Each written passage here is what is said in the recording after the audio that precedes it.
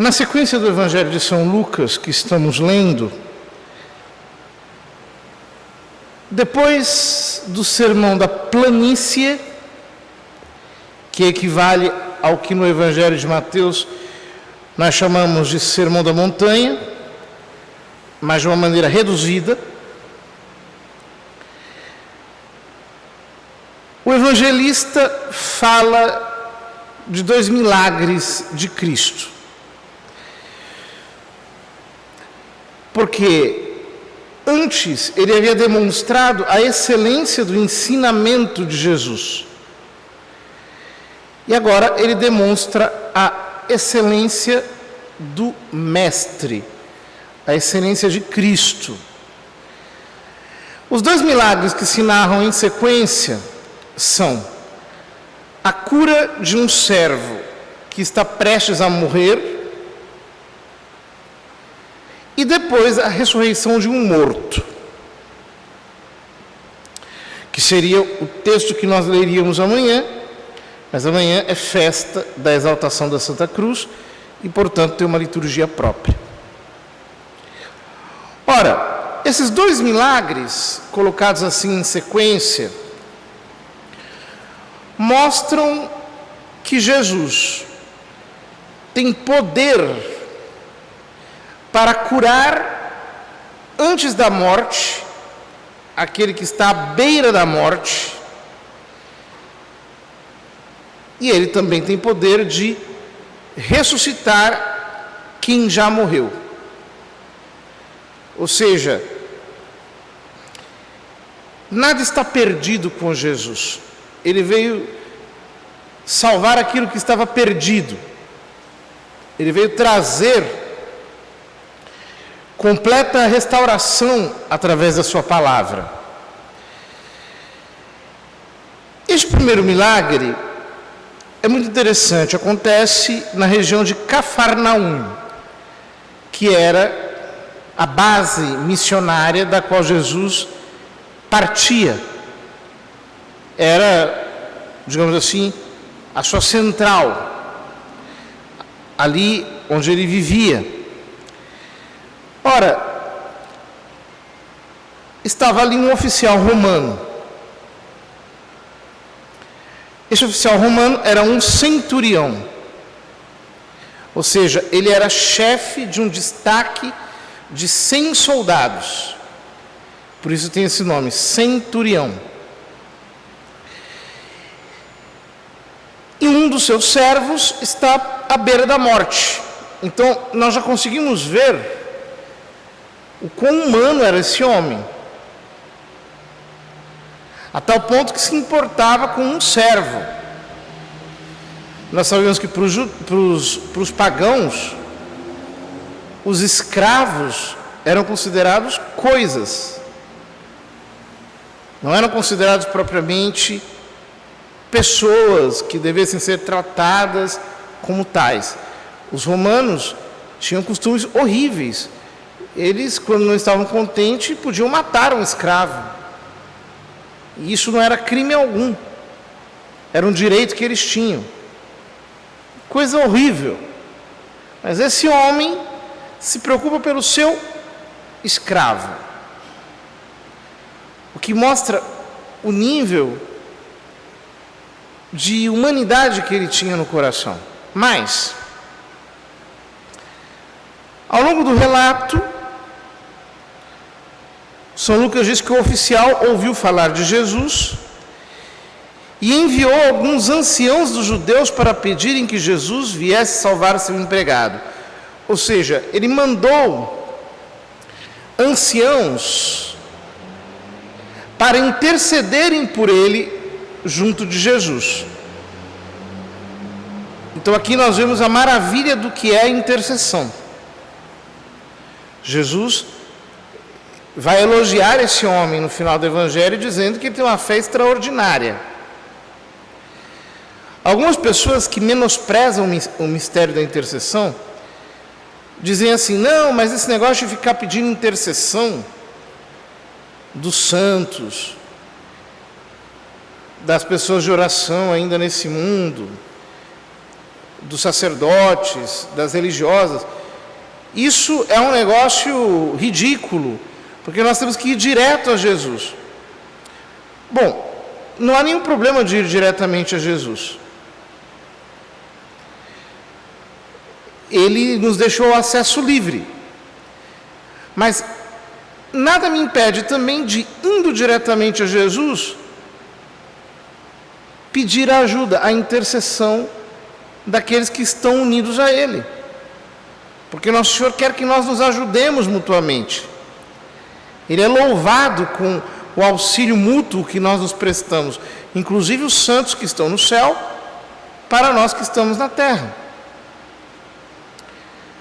Isso mostra também o quão pouco valem as nossas orações se são individualistas. O quanto nós precisamos da oração da igreja. Ou seja, quando nós rezamos de uma maneira exclusivamente privada, a oração privada tem um peso da nossa oração.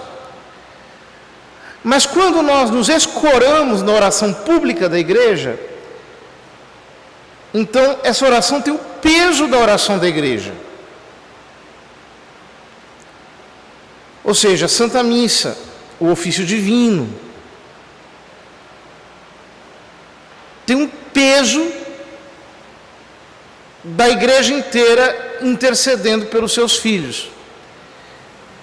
Portanto, exerce, por assim dizer, uma afinidade maior em relação ao coração de Cristo. Porque Nosso Senhor disse: se 2 ou mais de vós estiverem reunidos em meu nome, aí eu estarei no meio deles. Ou seja, a oração pública da igreja tem uma eficácia maior, tem, por assim dizer, direito a uma eficácia maior diante do coração de Jesus Cristo. Por isso nós precisamos da oração pública da igreja. Então, esses anciãos chegaram onde Jesus estava e começaram a pedir-lhe com insistência. Assim como a igreja faz, com insistência.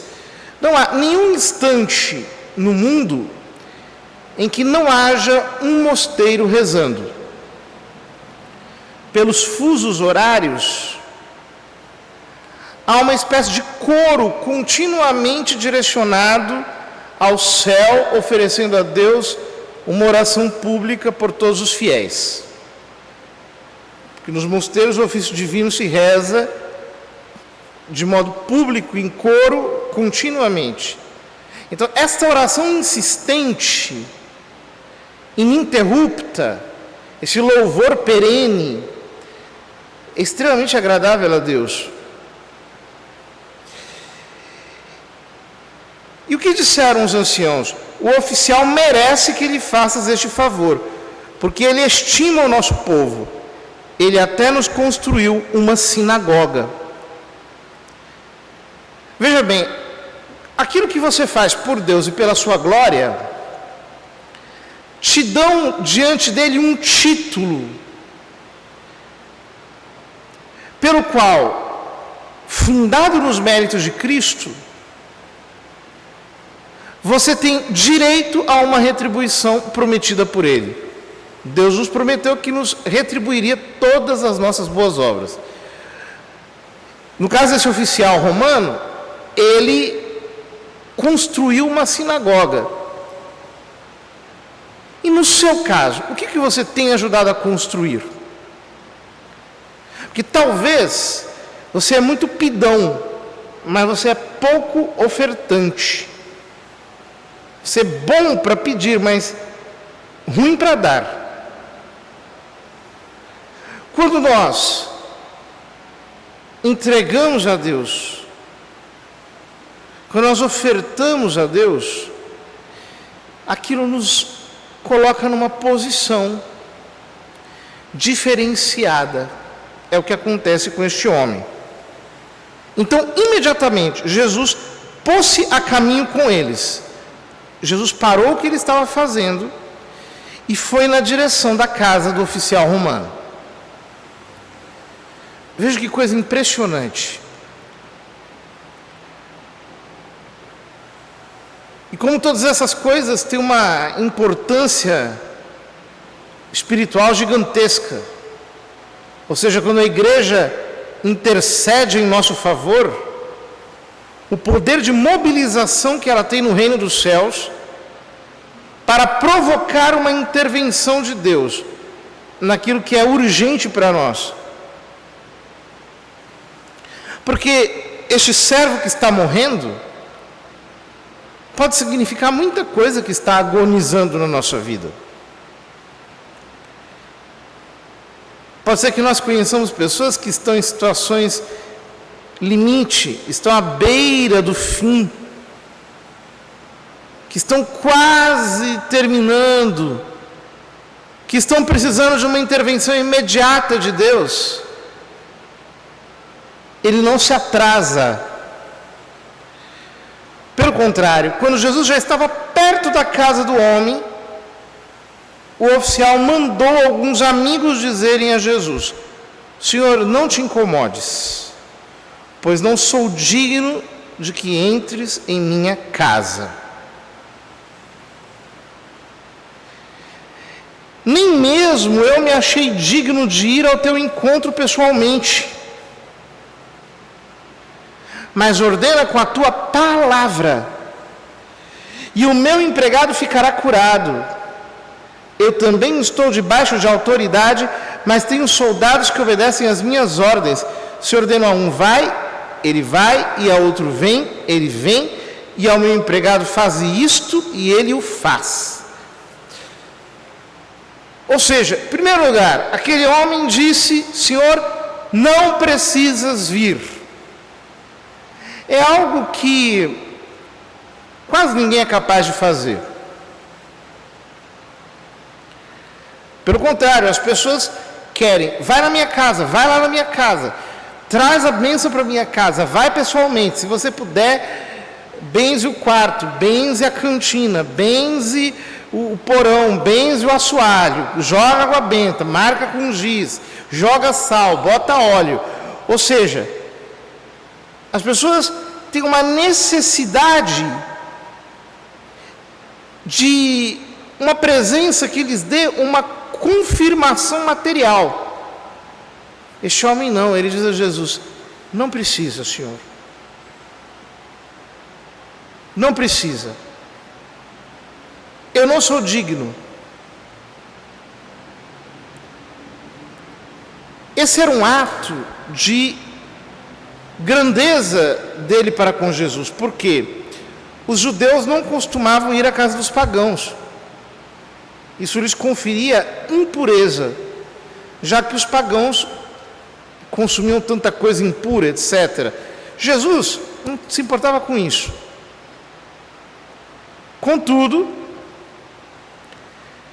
ele era judeu, aqueles rabinos eram judeus, todos que estavam com ele eram judeus. Então, com uma atitude grandiosa, ele diz: eu não sou digno, não precisa. Diz uma palavra,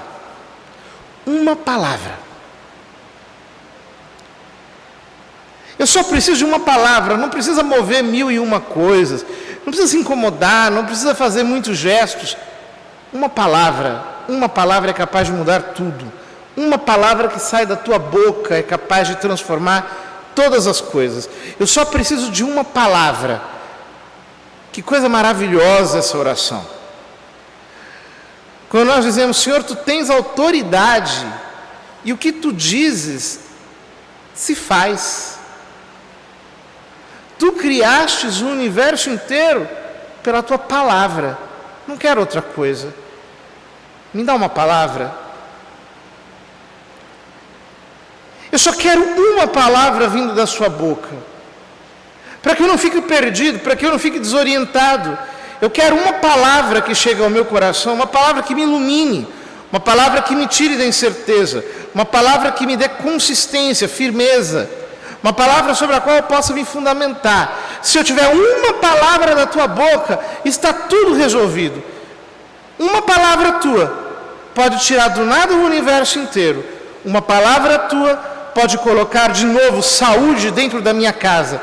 Uma palavra tua chama da beira da morte o meu servo, e a qualquer um que eu quiser. Eu só preciso de uma palavra. Jesus fica admirado de São Lucas. E ele virou-se para a multidão que o seguia e diz: eu vos declaro que nem mesmo em Israel encontrei tamanha fé. E acabou aí. O texto diz: os mensageiros voltaram para a casa do oficial e encontraram o empregado em perfeita saúde. Jesus não disse mais nada. A fé daquele homem arrancou o milagre de Deus. A fé daquele homem na força criadora da palavra divina. Jesus disse que nunca encontrou uma fé tamanha em Israel, porque a letra mata, o Espírito vivifica. Aqueles homens estavam preocupados com prescrições exteriores, enquanto Jesus estava derramando a graça interior do Espírito Santo. Bastou aquele homem ouvir falar de Jesus, ele sequer o tinha visto. Ele sequer se encontrou com ele pessoalmente. Ele sequer o tocou. Para que a fé fosse produzida no seu coração e ele entendesse: Senhor, basta uma palavra. Queridos irmãos, nós precisamos de uma palavra. Apenas de uma palavra. Um homem de Deus e uma palavra conseguem arrasar fortificações. Um homem de Deus e uma palavra conseguem estabelecer uma estação de milagres. Só uma palavra é a nossa arma, é o nosso fundamento, é aquilo em que nós nos apegamos para comparecer diante de Deus, é a base na qual nós fundamentamos a nossa oração, a nossa intercessão. Uma única palavra é aquilo que nós necessitamos para que o Senhor retire todos os agonizantes, tudo aquilo que está em agonia ao nosso lado, tudo aquilo que está marcado pela morte, da morte para a vida. Vamos pedir ao Senhor que nós sejamos sensíveis ao seu Espírito, que nós consigamos captar a densidade da palavra de Deus, a realidade desse Deus que fala conosco, que nós sejamos espiritualmente sensíveis para recebermos o Deus que fala a sua palavra dentro do nosso espírito, a fim de que nós nos agarremos a essa palavra viva e eficaz e tragamos à existência aquilo que ainda não é, e possamos do invisível puxar todas as coisas para que elas se manifestem no mundo real. Aquilo que nos parece impossível, aquilo que nos parece improvável, depende da nossa capacidade de escutar a palavra viva e eficaz de Deus que fala no nosso espírito.